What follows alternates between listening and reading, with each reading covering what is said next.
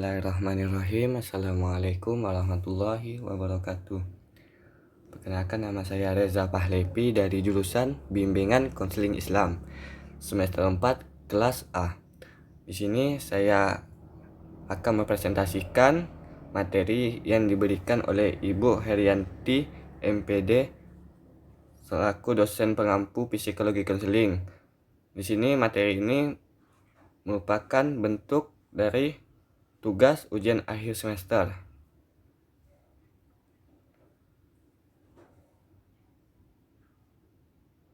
Di sini saya akan menjelaskan siapa sih konselor.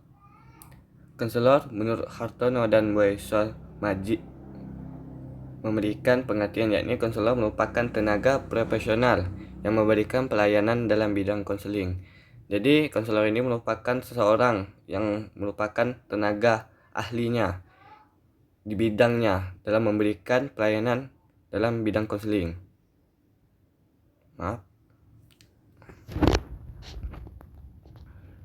Di sini Profesor Surya mengatakan kepribadian konselor merupakan faktor yang paling penting dalam konseling.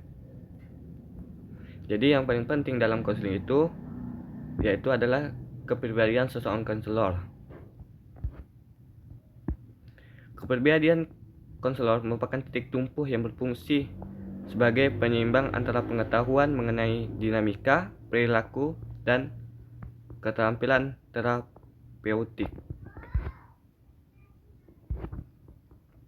Kualitas seorang konselor. Pertama, pengetahuan mengenai diri sendiri.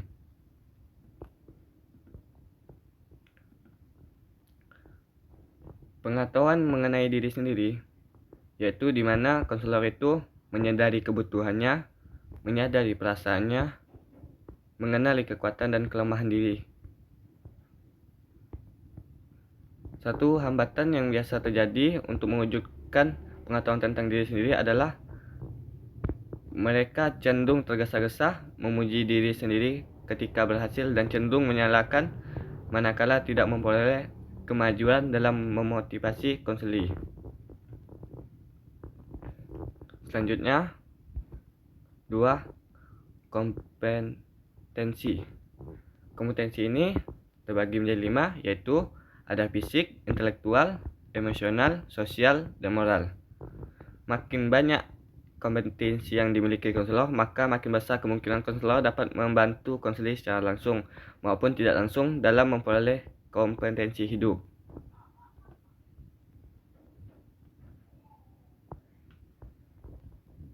Selanjutnya, sehat secara psikologis.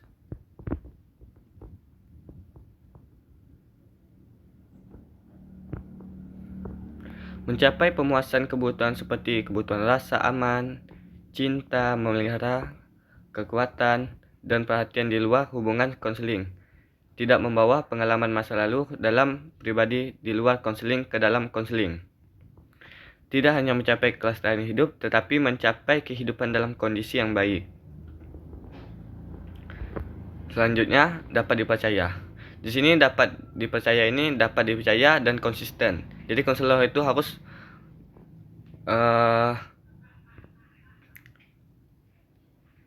memberi kepercayaan dan harus konsisten, baik secara verbal maupun non-verbal, menyatakan jaminan kerahasiaan konseli. Jadi konselor ini harus menjaga kerahasiaan proses konseling tersebut terhadap orang lain, yang hanya boleh tahu hanyalah konseli. Bertanggung jawab dan bersikap profesional. Selanjutnya, jujur. Kejujuran yang mutlak mempunyai makna bahwa seorang konselor harus terbuka, otentik, dan sejati dalam penampilannya. Jadi di sini hal yang perlu kita bahas yaitu kejujuran, di mana kejujuran itu sangat penting bagi konselor. Saat konselor bersikap jujur, klien akan merasa bebas untuk melakukan hal yang berupa atau serupa.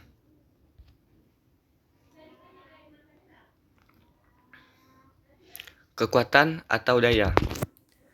Kekuatan konselor mempunyai peranan yang penting dalam konseling karena kemungkinan konseling merasa aman dalam konseling. Jadi, kekuatan konselor juga dapat menepis anggapan bahwa konselor sebagai sumber yang mengacaukan pikiran konseling. Kekuatan ini penting karena dapat membantu konseling dalam mengembangkan diri konseling.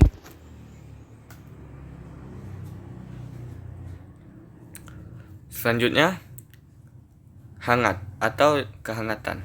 Kehangatan meliputi sikap yang ramah, peduli, dan dapat menghibur orang lain. Kehangatan pada umumnya dikomunikasikan dengan cara nonverbal, seperti tekanan suara, ekspresi mata, mimik wajah, dan isyarat badan. Selanjutnya, memberikan respon yang aktif. Di sini, konselor secara dinamis terlibat dengan proses seluruh konseling. Menjadi pendengar aktif merupakan penengah antara perilaku hiperaktif yang mengganggu dengan perilaku pasif yang kebingungan. Jadi di sini konselor ini harus menjadi pendengar yang aktif agar bisa menjadi perilaku yang hiperaktif yang bisa mengganggu perilaku pasif yang membuat konselor bingung.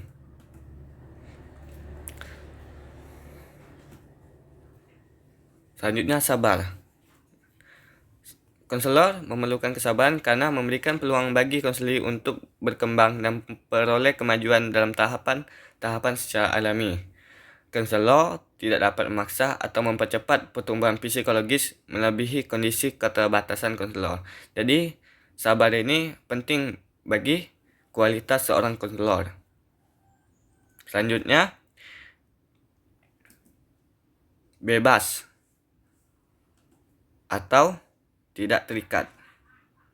Jadi, konselor memiliki kebebasan mampu memberikan pengaruh secara signifikan dalam kehidupan konseling, sambil meninggalkan kebebasan klien untuk menolak pengaruh itu.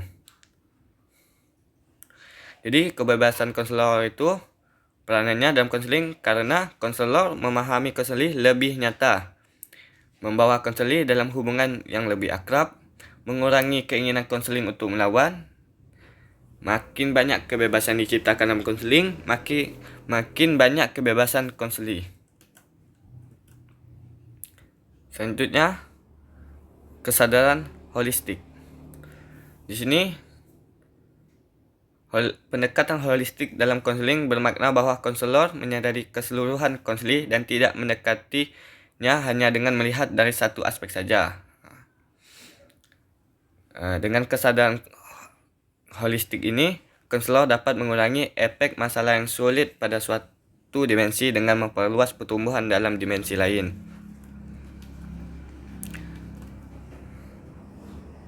Sekian dari penjelasan atau paparan materi yang saya sampaikan. Terima kasih kepada semuanya, para pendengar. Saya akhiri. Assalamualaikum warahmatullahi wabarakatuh.